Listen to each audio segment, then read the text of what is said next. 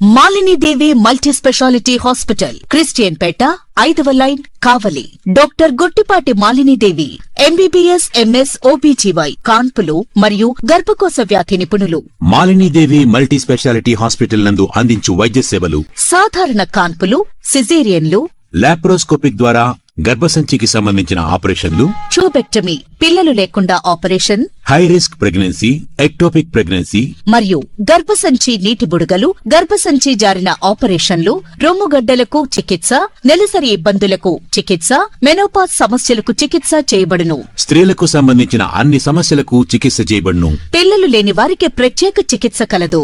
ముఖ్య గమనిక: మా హాస్పిటల్ నందు కాన్పోయిన తరువాత తల్లి బిడ్డను ఉచితంగా మా వాహనంలో క్షేమంగా ఇంటికి చేర్చబడును.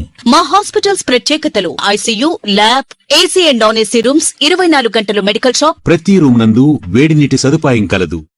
Welcome to CMD news. నా పేరు కామాక్షి. ముందుగా నేటి వార్తా విశేషాలు. సిద్దిపేట జిల్లా హుస్నాబాద్ మున్సిపల్ కార్యాలయం ఎదుట పట్టణంలోని టీచర్స్ కాలనీ వాసులు ధర్నా చేపట్టారు. పట్టణంలో కాలనీలో విపరీతంగా పెరిగిన కోతుల బెడదను నివారించాలని డిమాండ్ చేస్తూ మున్సిపల్ కార్యాలయంలో వినతి పత్రం సమర్పించారు.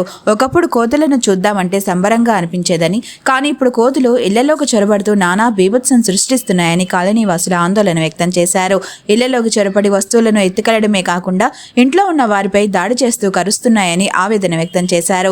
అధికారులు స్పందించి పట్టణంలో కోతులను నివారించడానికి మున్సిపల్ బడ్జెట్ లో కొంత నిధులు కేటాయించాలని విజ్ఞప్తి చేశారు.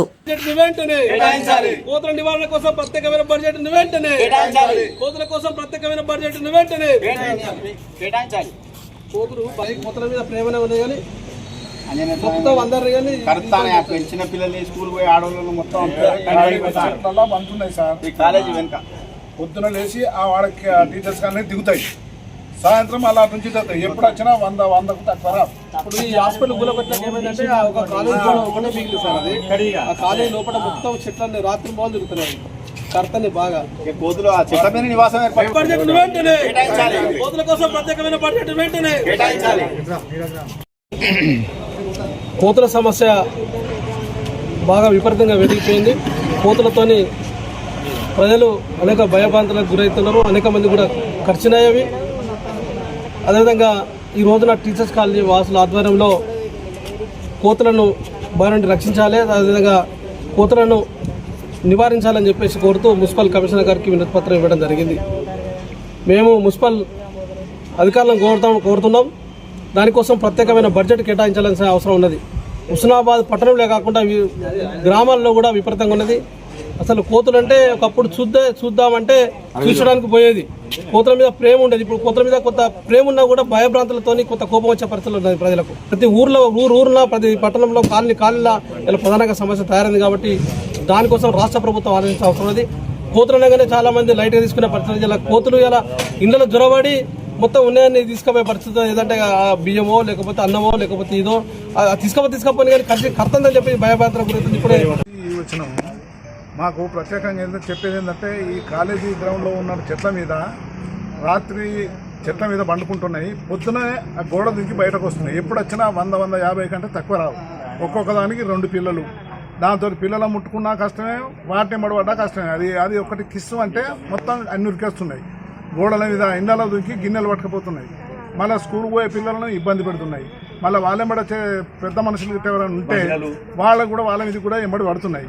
కట్టె చేతులు ఉంటే కొంచెం భయపడుతున్నాయి. అది లేకపోతే మాత్రం ఇంతకుముందు కోతులు రాత్రి తిరిగాయనందరూ ఇప్పుడు ప్రత్యేకించి రోడ్డు మీదనే ఎప్పటికీ ఆనే ఉంటున్నాయి, అది అక్కడనే తిరుగుతున్నాయి. కాబట్టి వాటిని నివారణ కొరకు గాను మీరు ఏదన్నా కమిషన్ గారిని కోరేది ఏంటంటే ఏదైనా ప్రత్యేకమైన బడ్జెట్ పెట్టి వాటి నివారణ నిమిత్తము మాకు అవి లేకుండా చేసే ప్రయత్నం చేయాలని మేము కాలనీ తరఫు నుంచి ప్రత్యేకంగా కోరుతున్నాము.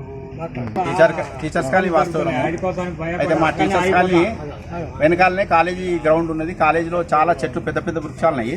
ఆ వృక్షాలపైనే అవి కోతులు నివాసం ఏర్పరచుకొని రాత్రి బావులు మమ్మల్ని భయప్రాంతాలకు గురి చేసుకుంటూ, మహిళలను ఖర్చుకుంటూ, ఇంట్లో ఉన్న వంటింట్లో దర్వాజా తీసుకుంటే వంటింట్లోకి చొచ్చుకొచ్చి ప్రతి ఒక్క డబ్బాలను ప్రతి ఒక్క సామాను తీసుకెళ్ళి మొత్తం పరిశాన్ చేస్తున్నాయి. చిన్నపిల్లల్ని కూడా చాలా ఇబ్బంది పెడుతున్నాయి. మా ఇంటి ముందర నుంచి రోడ్డు మహిళలకు స్కూల్కు పంపించే పిల్లల్ని కానీ వృద్ధులు కానీ చాలా ఖర్చుకుంటూ భయప్రాంతాలకు గురి చేస్తూ ఇబ్బంది పడుతున్నాయి. కాబట్టి వెంటనే ఇటువంటి మళ్ళా పుట్టుక కూడా బాగున్నది కోతులది.